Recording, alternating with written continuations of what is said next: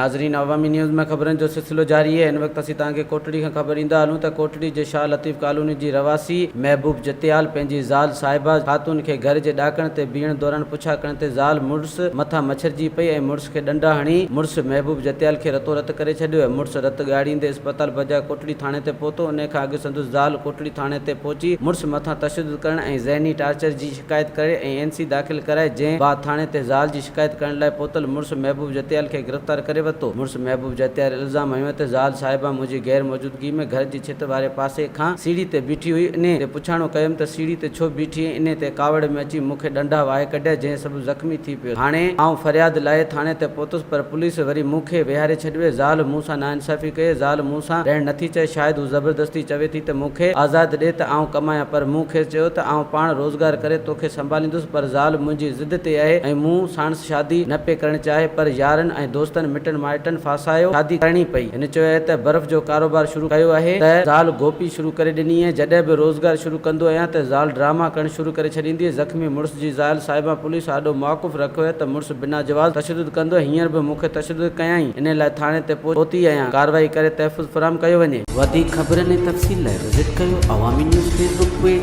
YouTube page ऐं अवामी news website.